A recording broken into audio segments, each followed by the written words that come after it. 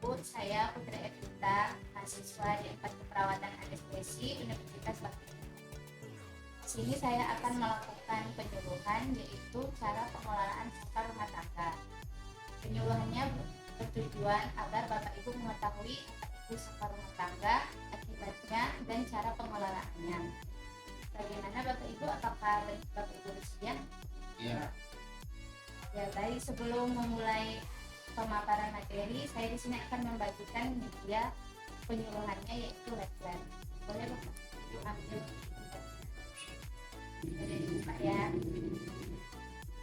Sebelumnya, apakah Bapak Ibu sudah mengetahui apa itu sampah rumah tangga dan apa itu pengelolaan sampah? Ya, di sini izinkan saya untuk menjelaskan kembali ya. Sampah rumah tangga. Sampah rumah tangga adalah sampah yang dihasilkan dari kegiatan rumah tangga sehari-hari. Dan pengelolaan sampah. Pengelolaan sampah adalah kegiatan yang sistematis, berkesinambungan, menyeluruh, yaitu penanganan dan pengurangan sampah. Lalu apa saja jenis sampah rumah tangga? Yang pertama ada sampah organik. Sampah organik adalah sampah yang dapat terurai dan mudah membusuk. Contohnya seperti daun kering, sisa makanan, sayuran, dan lain-lain. Lalu ada sampah anorganik. Sampah anorganik adalah sampah yang sulit terurai atau tidak dapat membusuk. Contohnya seperti bekas, koran, dan lain-lain. Lalu apa saja sih dampak akibat sampah yang tidak diolah? Akibatnya sangat banyak. Yang pertama yaitu menyebabkan karena sampah adalah tempat tinggal bagi mikroorganisme penyebab penyakit dan serangga sebagai penyebar penyakit. Penyakitnya yang dapat dihasilkan dari sampah yaitu ada tifus, demam berdarah, disentri, malaria, diare, dan lain-lain. Kemudian ada pencemaran lingkungan. Pencemaran lingkungan yaitu berupa pencemaran udara, air, dan darat. Pencemaran udara yaitu dikarenakan bau busuk akibat sampah dan juga asap hasil dari pembakaran sampah. Lalu ada pencemaran air. Pencemaran air jika sampah dibuang ke saluran air atau sungai. Lalu ada pencemaran darat. Pencemaran darat bila sampah dibiarkan menumpuk saja tanpa dikelola dengan baik. Kemudian menyebabkan banjir. Kenapa bisa menyebabkan banjir? Dikarenakan jika kita membuang sampah ke saluran air atau sungai, maka akan didapatkan penyumbatan. Mana penyumbatan tersebut mengakibatkan genangan air yang lama-kelamaan menjadi banjir. Ya, bagaimana Bapak Ibu bisa dipahami seputar sampah? Silakan seputar sampah. Ya, kemudian kita masuk ke cara pengelolaan sampah. Cara pengelolaan sampah yang pertama adalah pisahkan sampah tempat sampah organik dan anorganik. Jadi Bapak Ibu bisa menyediakan dua tempat sampah. Yang pertama untuk sampah organik, lalu yang kedua untuk sampah anorganik. Yang kedua yaitu ganti alas plastik tempat sampah menjadi koran atau kardus. Setelah sampah dipilah, maka Bapak Ibu bisa membuang sampah tersebut ke tempat sampah yang sudah dialasi koran atau sampah organik menjadi pupuk kompos.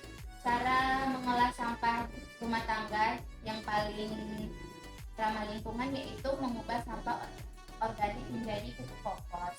Jika Bapak Ibu tidak suka berkebun, Bapak Ibu bisa menyumbangkan pupuk kompos tersebut ke organisasi yang bergerak di bidang perkebunan. Lalu sampah itu akan lebih bermanfaat. Kemudian mendaur ulang sampah anorganik. Nah, sampah anorganik ini bisa Ibu daur ulang. Contohnya seperti bisa membuat bunga dari botol plastik atau bisa membuat batu dari karton bekas. Lalu memberikan sisa minyak zakat ke instansi pengolahan yang pernah membuang sisa minyak ke pengolahan dan pencemaran air. Nah, Bapak Ibu bisa memberikan sisa minyak jelantah ini ke instansi pengolahan minyak dengan cara didinginkan dulu, lalu diletakkan di wadah yang tertutup, maka minyak tersebut akan menjadi biodiesel yang lebih bersih. Lalu yang keenam, mengelola sampah berbahaya. Pisahkan sampah yang mengandung bahan kimia seperti baterai atau tinta printer. Itu Bapak Ibu bisa memberikannya ke pusat daur ulang sampah sehingga bisa dikelola dengan baik dan dengan cara yang tepat. Lalu meminimalisir konsumsi atau sampah lainnya, konsumsi plastik atau sampah lainnya. Hal gampang yang bisa dilakukan, yang bisa Bapak Ibu lakukan, yaitu mengurangi plastik. Bagaimana cara mengurangi plastik? Ya, misalnya ketika Ibu ke pasar, Ibu bisa menggunakan tas belanja sendiri. Lalu ketika Bapak Ibu bepergian, bisa membawa alat makan atau alat minum sendiri. Dengan cara itu akan mengurangi sampah plastik. Baik Bapak Ibu, hanya itu saja materi tentang penjelasan kali ini. Apakah Bapak dan Ibu bisa memahaminya? Apakah ada yang ingin ditanyakan? Saya mau nanya Pak, untuk alat elektronik yang bisa kita dapatkan yang mana? Kalau untuk alat elektronik yang sudah rusak, itu Bapak bisa mengembalikannya ke perusahaan yang memproduksinya agar mereka daur ulang menjadi produk baru. Ada lagi Pak yang ingin ditanyakan? Ibu ada yang ingin ditanyakan? Oh. Nah, terima kasih ya Bapak Ibu telah meluangkan waktu untuk penjelasan ini. Jadi saya berharap Bapak Ibu bisa mengelola sampah rumah tangga dengan baik. Dengan cara itu Bapak Ibu bisa menciptakan lingkungan sehat dan bersih, dan agar terhindar dari berbagai macam penyakit. Sekian dari saya. Wassalamualaikum warahmatullahi wabarakatuh.